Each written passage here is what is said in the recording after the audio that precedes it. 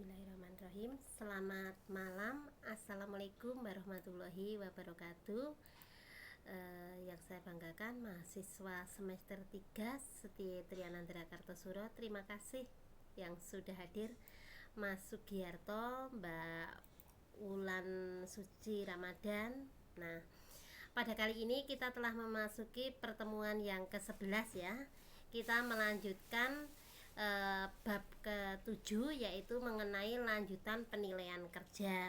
Nah, terima kasih nih yang sudah hadir. Monggo yang lainnya segera merapat. Mas Topan, Pak Yani, Mas Santo, Mbak Amelia, Pak Ibnu, Pak Joni, Mas Rian, terima kasih ya.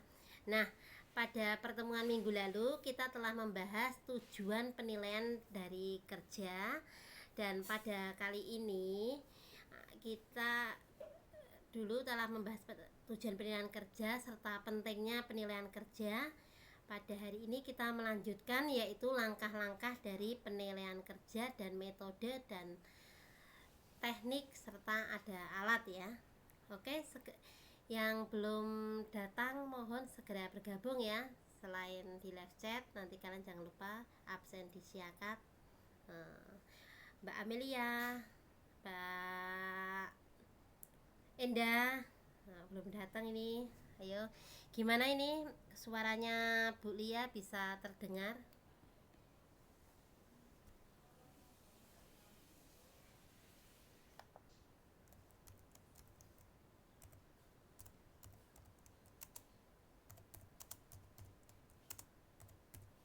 Bisa kedengaran, Mas?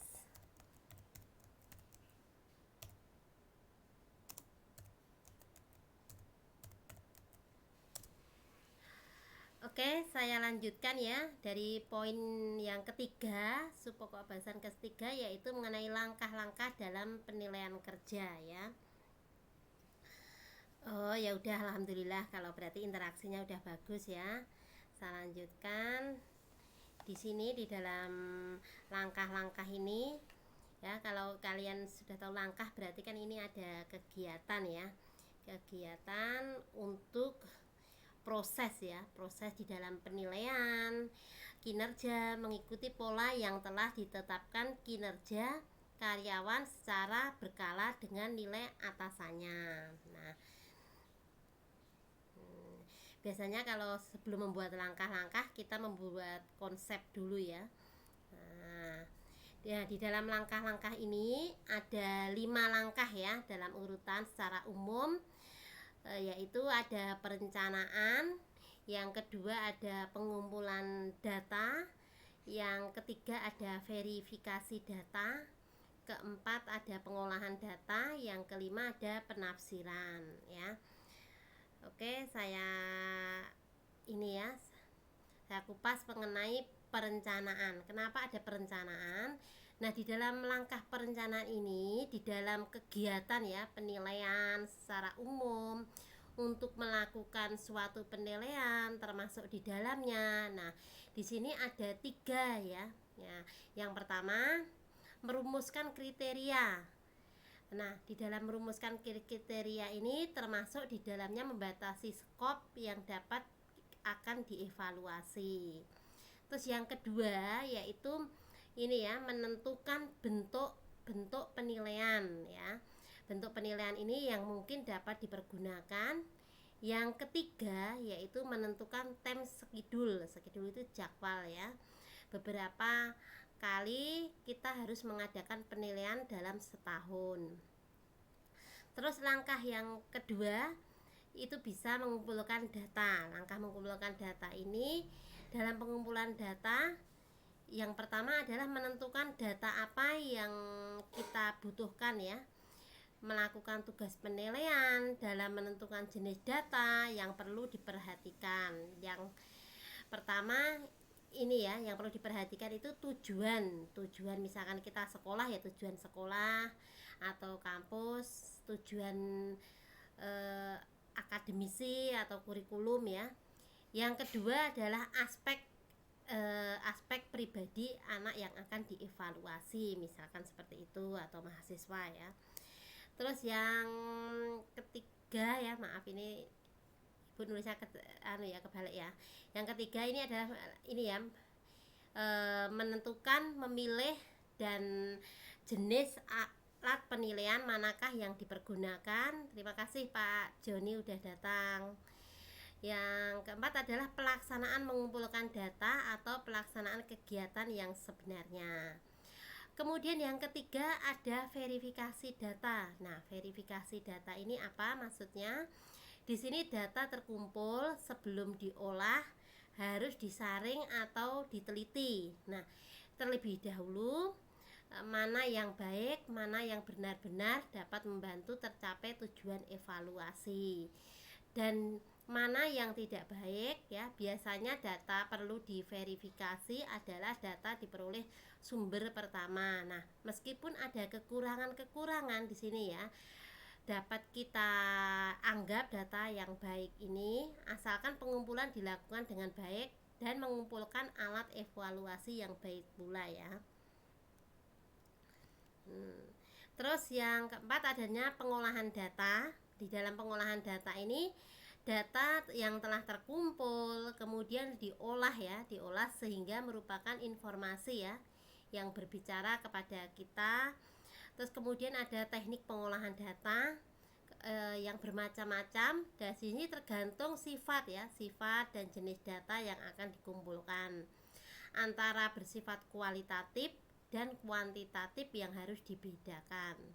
Kemudian yang kelima adanya penafsiran data. Nah, penafsiran data di sini setiap pengolahan data dalam evaluasi ini bermaksud memperoleh sifat penafsiran ya.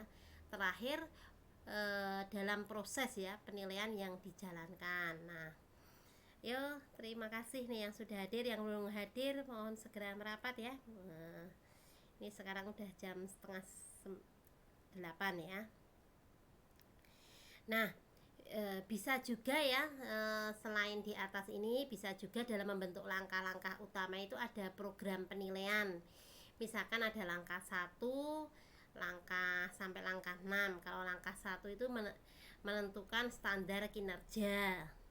Terus yang kedua mengkomunikasikan ya. Kalian boleh kok sambil maem, sambil minum ya, sambil dengerin YouTube Ibu ya.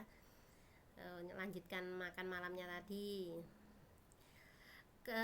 Kemudian mengkomunikasikan standar ya, langkah 2 itu mengkomunikasikan standar kinerja yang diharapkan kepada ke karyawan. Langkah 3 mengukur kinerja yang nyata.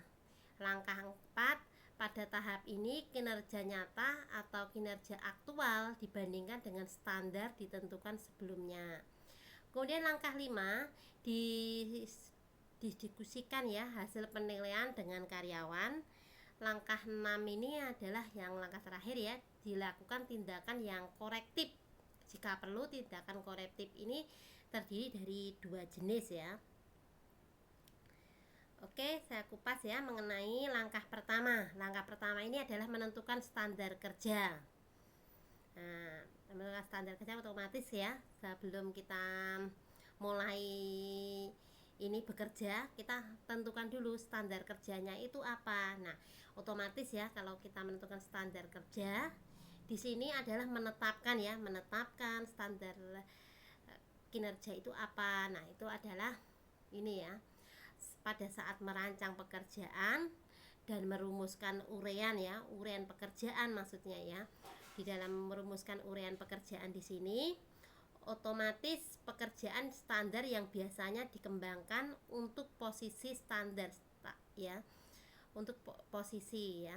Nah, standar-standar ini biasanya itu harus jelas dan cukup ya, dan juga objektif. Nah, objektif ini kenapa? Karena harus dapat dipahami dan menjadi ini dapat diukur. Nah, bobot ini harus diberikan masing-masing ya. Di bahan pertama itu bobot ini diberikan kepada masing-masing sebagai faktor ini dan harus ditunjukkan ya. Ditunjukkan kenapa? Ditunjukkan karena ada pada formulir penilaian dan digunakan untuk menilai menilai kinerja karyawan. Kemudian langkah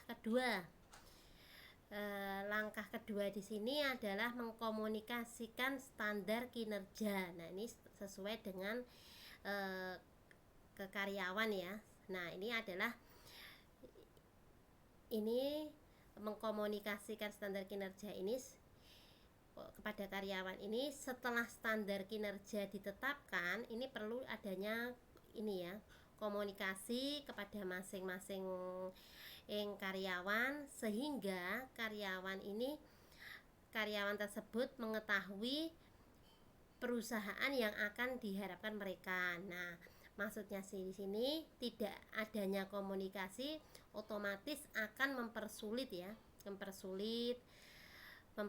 penilaian kerja. Dengan adanya komunikasi dua arah ya, seperti kalian ini ya, ada interaksi ya, otomatis manajemen harus mendapatkan feedback.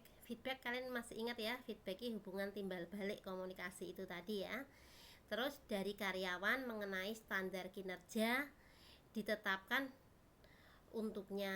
Kemudian yang ketiga di sini adalah mengukur kinerja nyata. Nah, di sini maksudnya untuk menentukan apa yang sebenarnya kinerja ini ya, itu perlu memperoleh apa.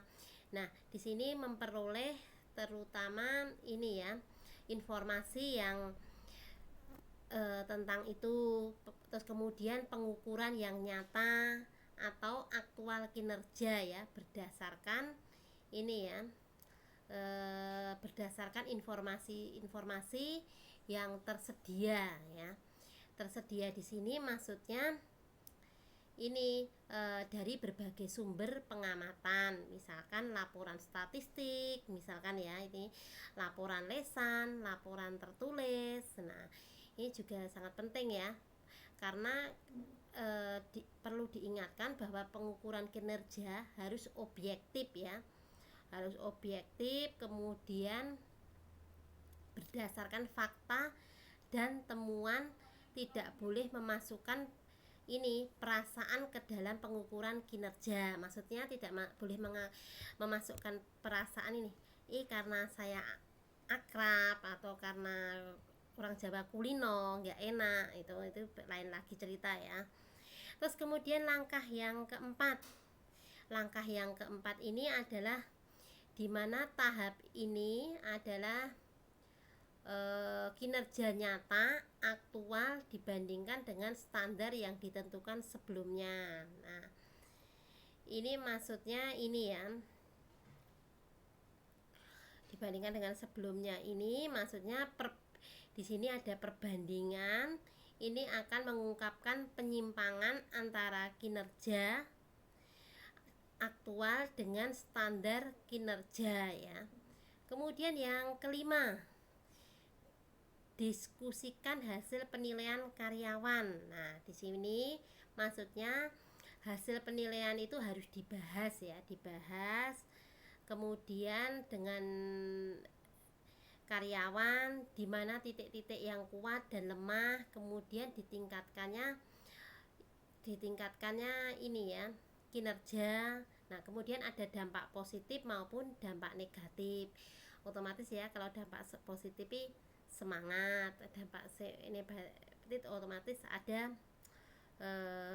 ini ya, pengurangan motivasi ya, atau sudah semangatnya berkurang. Nah, di sini tergantung penilaian yang disajikan. Sangat mudah menyampaikan kabar baik bagi manajer kepada bawahannya, tetapi sangat sulit kinerja di bawah ekspansi. Jadi kita kan kalau sebagai manajer atau atasan atau mandor itu harus mengungkapkannya secara etis ya, jadi jangan sampai menyinggung perasaan bawahannya. Jadi terjadi hubungan komunikasi yang baik dan harmonis ya. Kemudian yang keenam ya, ini yang terakhir adalah adanya tindakan yang korektif. Nah, tindakan yang korektif ini dapat terdiri dari dua jenis. Nah, tindakan yang korektif di sini ya, terdiri dari dua jenis. Salah satunya adalah langsung ya, terutama berkaitan dengan gejala. Yang lain adalah dasar melihat jauh dan penyebabnya. Nah, tindakan korektif ini langsung sering digambarkan ya seperti menyiram api ya. Kenapa seperti menyiram api? Karena bersikap langsung ya, langsung. Terus sedangkan tindakan korektif ini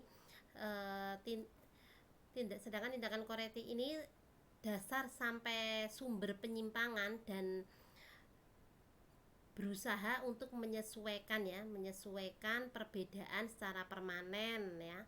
Kemudian ada konseling ya. Konseling di sini dapat dilakukan oleh penugasan yang khusus, dapat ditetapkan orang-orang yang ditugaskan untuk mengikuti kursus pelatihan formal dan tanggung jawab serta wewenang pengambilan keputusan. Dapat didelegasikan ke bawahan. Nah, tujuannya di sini adalah upaya dapat dilakukan untuk merekomendasikan kenaikan gaji ataupun promosi ya jika diperlukan berdasarkan penilaian ya. Nah, di sini ya ada gambarannya. Yang pertama di sini adalah mengidentifikasikan tujuan ya, tujuan-tujuan penilaian secara spesifik. Kemudian yang kedua adalah menetapkan kriteria dan mengkomunikasikan kepada para karyawan. Yang ketiga menilai kinerja. Yang ketiga adalah memeriksa pekerjaan yang dijalankan, Yang keempat menilai kinerja, kemudian mendiskusikan penilaian bersama karyawan. Nah, kemudian tujuan ini kembali lagi untuk mengidentifikasi tujuan-tujuan penilaian secara spesifik ya. Jadi kembali lagi ke atas ya. Kembali lagi ke sini ya, maaf. Nah, ini berarti tujuan ini adalah menetapkan kriteria komunikasi kepada karyawan. Nah, kembali lagi untuk komunikasi itu tadi ya, sangat penting ya dengan adanya komunikasi. Kemudian subpokok bahasan yang terakhir atau yang keempat di sini ada metode dan alat. Ini gimana ini interaksinya ini belum Mas Nur Rohim sudah datang. Terima kasih Mas Nur Rohim. Oke, nah di sini ada metode dan alat ya, beberapa metode. Di sini ada mengukur kinerja ya, mengukur seorang karyawan. Ini ada beberapa metode berbeda karena ada alasan ya, alasan beberapa ya, ada alasannya yang dari metode. Nah, arti makna metode di sini sebelum saya melanjutkan ya, arti kata metode itu bisa diartikan dengan cara, sistem, klasifikasi, keteraturan, dan ilmu pengetahuan metode. Kemudian metode ini sesuai dengan Kamus Besar Bahasa Indonesia ini diartikan teratur ya, digunakan untuk melaksanakan suatu pekerjaan yang tercapai dengan yang dikehendaki. Nah, cara bersistem ini menggunakan ini ya, pelaksanaan suatu kegiatan ya guna untuk tujuan yang ditentukan. Kemudian di sini ada alat.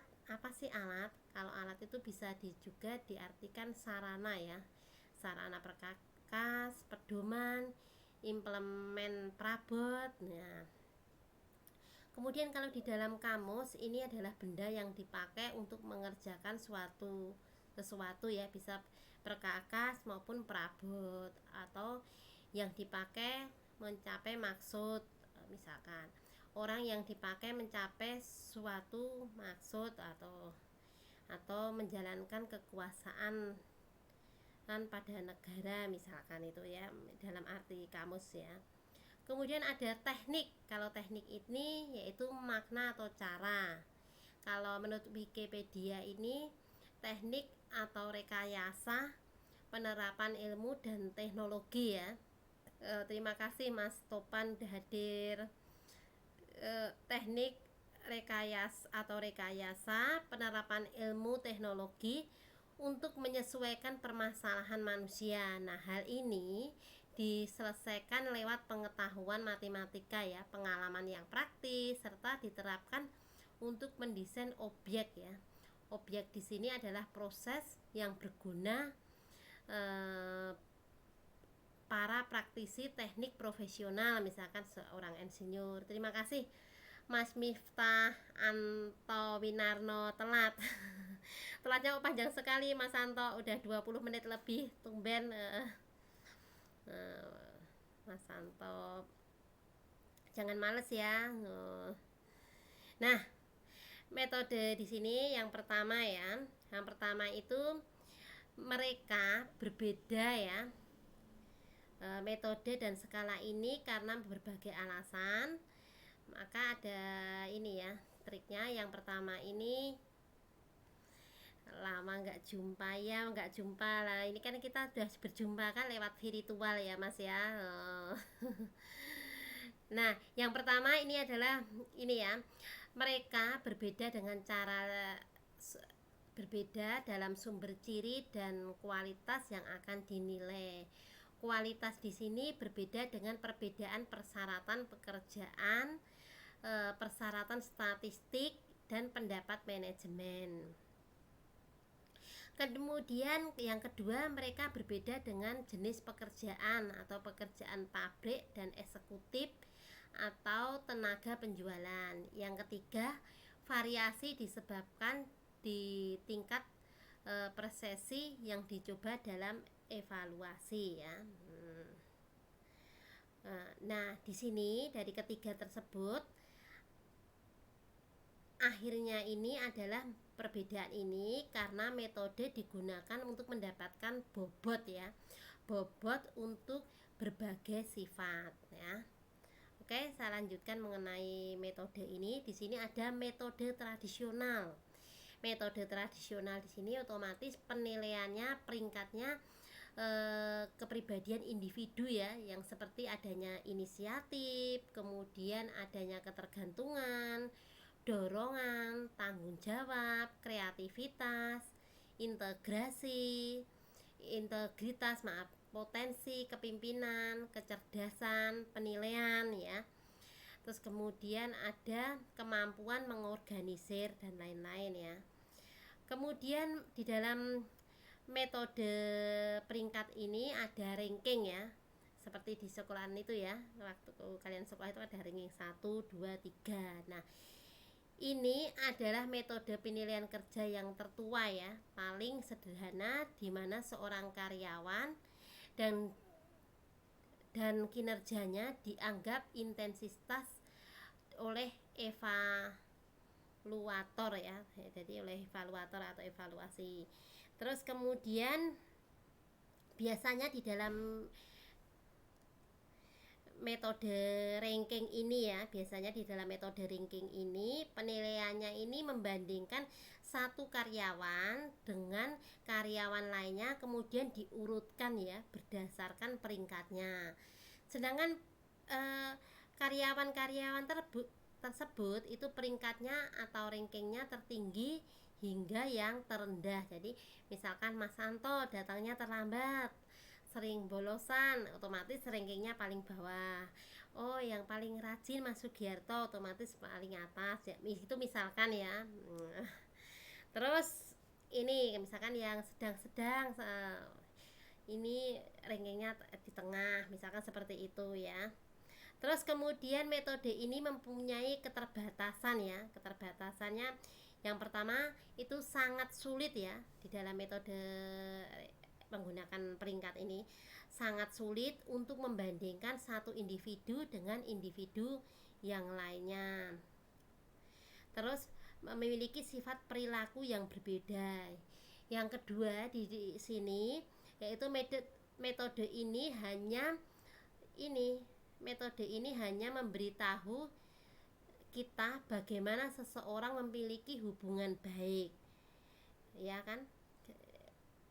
Bagaimana di dalam yang kedua, metode ini hanya memberitahu bagaimana seseorang memiliki hubungan baik dengan orang lain dalam kelompok, tetapi menunjukkan seberapa jauh lebih baik atau lebih buruk dari yang lain.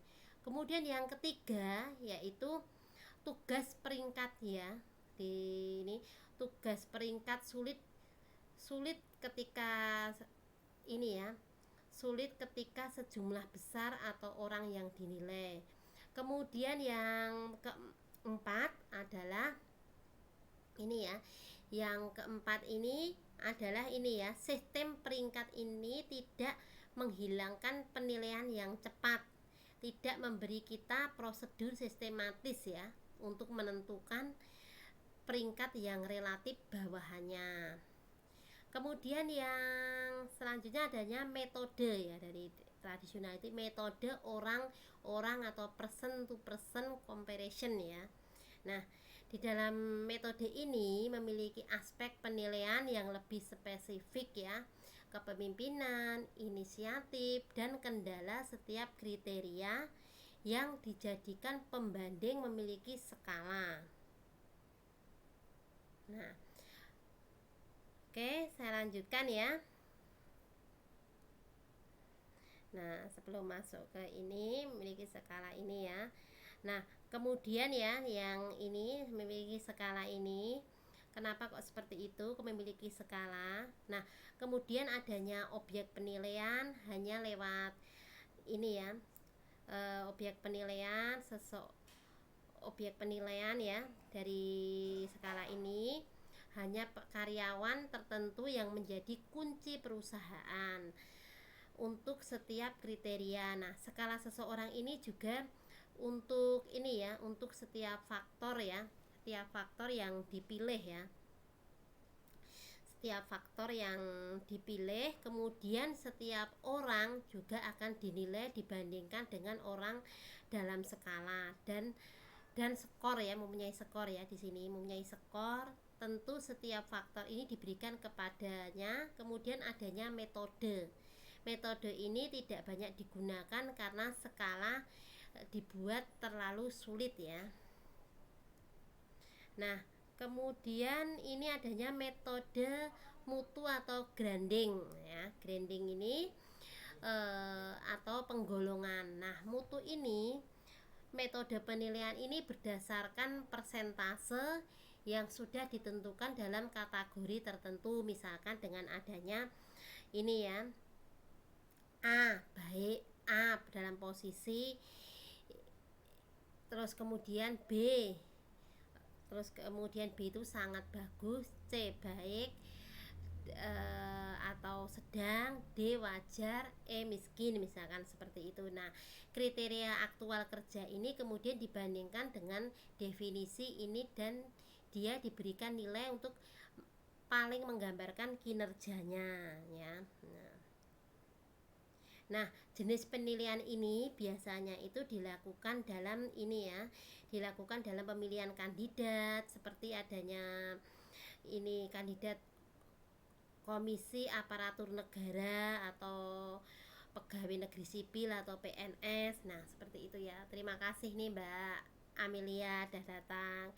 Kemudian selanjutnya adanya skala penilaian grafik linier. Nah, di dalam metode ini paling umum digunakan adanya formulir cetak ya, yang digunakan setiap orang. Nah, ini adanya faktor-faktor yang dinilai oleh ini ya, karakteristik karyawan dan kontribusi karyawan. Nah, dalam karakteristik karyawan ini tergantung kualitas seperti adanya inisiatif, kepemimpinan, kerjasama, kemudian ketergantungan dan ketekunan ini adanya sikap, autisme, kesetiaan, kemudian adanya kemampuan kreatif dan ketegasan, kemampuan analisis ya, kemudian adanya kemampuan emosional, itu juga sangat penting ya, dan koordinasi. Kemudian di dalam ini mempunyai ciri ya, dimana ciri ini dievaluasi skala berkelanjutan, dimana penilaian ditandai suatu tempat di sepanjang kontinu ya.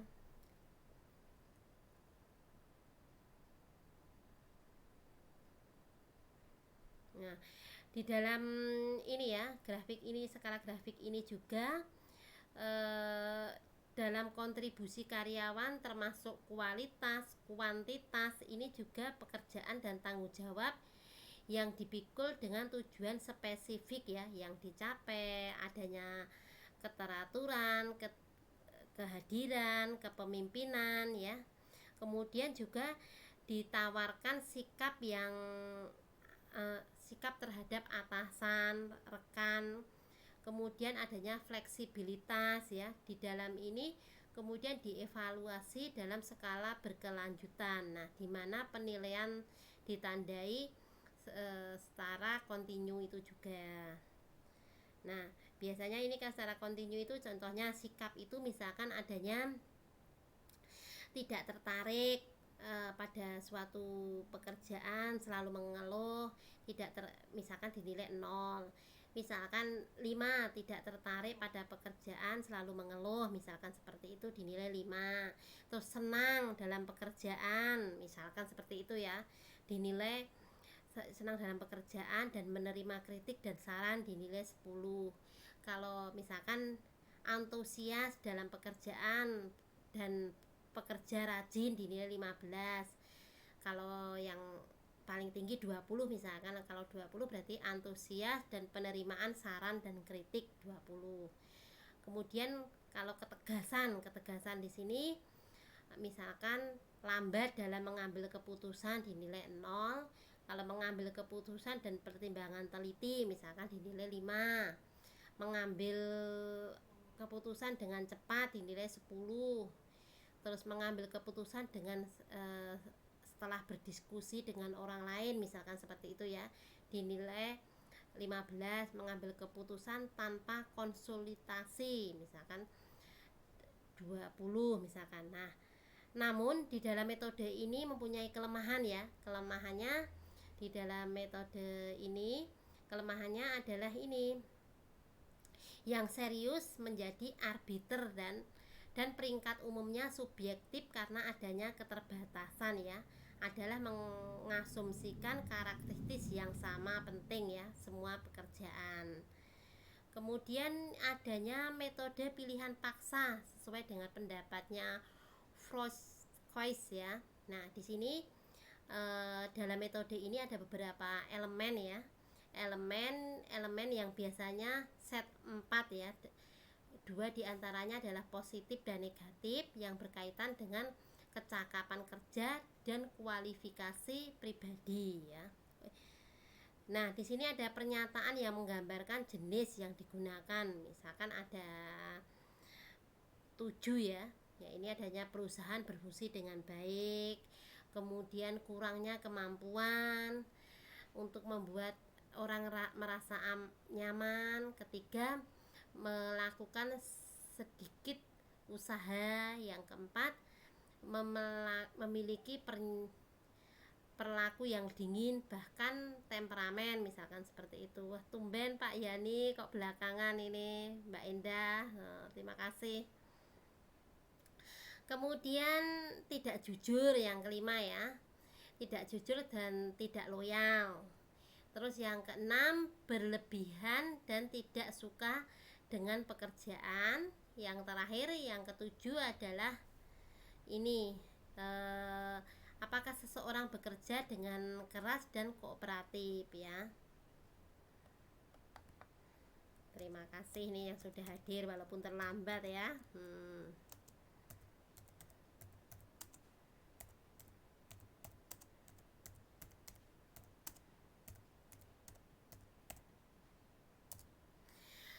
Terus ini ya, dari pernyataan tersebut ya, maka di atas ini ada sikap ya, sikap yang menguntungkan, sementara ada yang tidak menguntungkan. Yang lain contohnya lebih lanjut adanya persyaratan ya, sikap-sikap ini.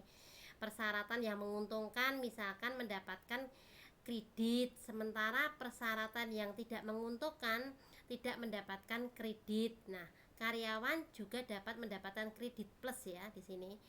Kredit plus jika salah satu dari frasa negatif diperiksa sebagai paling tidak karakteristis, namun hasil evaluasi tidak terbukti berguna tujuannya konseling dan pelatihan ya. pelatihan, karena evaluator tidak tahu dia mengevaluasi individu ya. Kemudian adanya metode selanjutnya ya, adanya ini metode distribusi paksa ya. Nah, di mana distribusi paksa ini atau dikenal dengan forced distribution itu adalah metode distribusi paksa yang ini ya, yang sistem penilaiannya kinerja untuk mengklasifikasi karyawan menjadi 5 hingga 10 kelompok kurva normal ya. Nah, kemudian dari paling rendah hingga paling tinggi. Nah, kemudian di sini manajer atau supervisor itu terlebih dahulu mengobservasi kinerja karyawan, kemudian memasukkan ke dalam klasifikasi karyawan. Nah, dengan adanya metode ini, maka penilaian untuk menilai seseorang karyawan mempunyai skala distribusi ya, distribusi dan ditentukan sebelumnya istilah distribusi paksaan. Nah, kenapa distribusi paksaan? Karena menggambarkan format yang ini ya, format penilaian dipaksa ya, mendistribusikan karyawan dinilai kategori kinerjanya. Nah, metode ini sangat sulit untuk mengurutkan peringkat ya masing-masing karyawan itu karena memiliki kinerja yang sama. Nah, misalkan di sini dalam metode distribusi paksa ini misalkan ya, misalkan sangat buruk dinilai 5%, buruk dinilai 15%, misalkan seperti itu. Menengah dinilai 30%, baik 20% dan sangat baik 10%, misalkan seperti itu. Nah, selain kinerja karyawan ini, kesempatan promosi mempunyai 3 poin ya tujuannya. Yang pertama, ini adalah materi promosi yang sangat mungkin rendah. Yang kedua, mungkin tidak mungkin materi promosi. Yang ketiga, sangat tidak mungkin menjadi bahan promosi ya. Kemudian ada daftar periksa atau checklist ya. Nah, di sini metode sini memberikan masukan informasi yang dilakukan personalia. Nah, di sini ini ya, dia memasok laporan tentang ini. Laporan tentang hal akhir yang dilakukan oleh Departemen Sumber Daya Manusia. Misalkan ya checklistnya itu apakah karyawan benar-benar senang ya atau tidak, misalkan seperti itu. Apakah dia terbiasa dengan pekerjaannya ya atau tidak, cuma seperti itu ya. Terus apakah dia dihormati dari bawahannya ya atau tidak, misalkan biasanya seperti itu ya. Terus ada juga metode essay bebas. Nah, essay bebas ini ada free from essay. Ini adalah seseorang menilai membuat karangan berkenaan dengan ini ya, karangan berkenaan dengan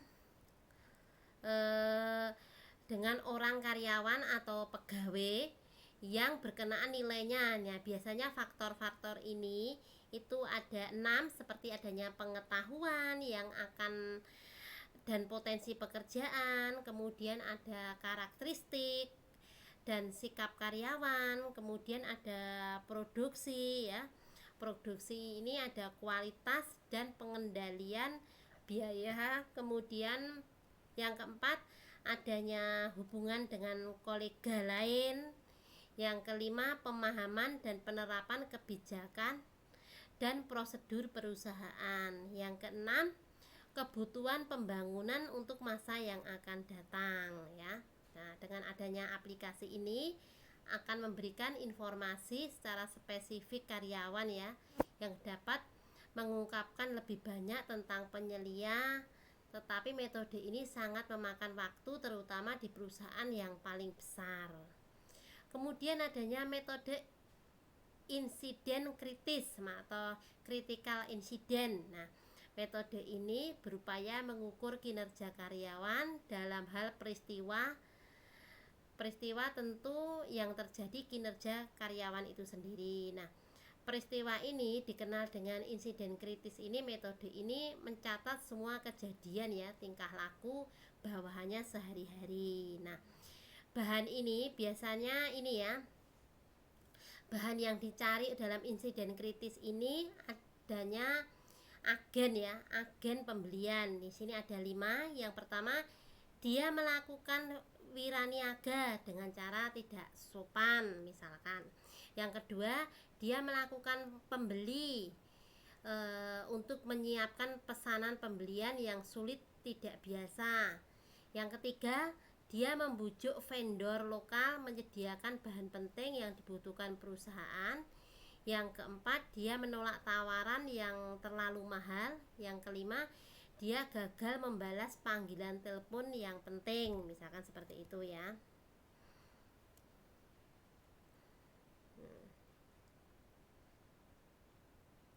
Nah, selain di atas nanti ada juga metode penilaian grup atau group exploration ya. Kalian bisa, kalau group exploration itu karyawan dinilai dari grup penyedianya, mereka dari 3 atau 4 penyelia yang memiliki kemampuan. Kemudian metode tinjauan lapangan atau field review method. Nah, itu pada metode ini tenaga ahli diwakili oleh personalis turun ke lapangan membantu para ini ya, para atasan langsung ke penilaian mereka. Nah, tenaga ahli ini dari personalia mendapatkan informasi yang khusus atas ini ya, atasan langsung tentang prestasi kerja karyawan. Nah, kemudian ada metode penilaian modern. Kalau metode penilaian modern ini otomatis ya tidak tradisional ya. Di sini adalah metode tradisional menekankan tugas kepribadian karyawan sambil membuat penilaian. Kalau metode modern ini sesuai dengan perkembangan dari metode tradisional dalam menilai prestasi kerja. Nah, dalam metode ini yang menonjol berdasarkan objektif atau manajemen by objektif atau MBO. Nah, metode ini dikembangkan oleh Peter Drucker ya. Penilaiannya kinerja ini dengan menggunakan metode by objektif mewajibkan karyawan untuk menyusun konsep ya, konsep target jangka pendek, kemudian didiskusikan dengan manajer. Kemudian ada manfaat dari MBO ini ya. MBO ini memiliki positif ya, manfaat yang positif untuk organisasi dan individu. Khusus bagi individu ya, bagi individu di sini menekankan ini ya, mereka akan merasakan keterlibatan langsung dan pengertian terhadap sasaran organisasi. Di samping itu juga mengetahui kinerja dapat dinilai suatu pencapaian sasaran ya. Mereka juga sebagai ini ya, berkontribusi dalam penetapannya, sehingga kemungkinan para individu ini akan melaksanakan tanggung jawab mereka dengan penuh kemauan dan keberhasilan ya.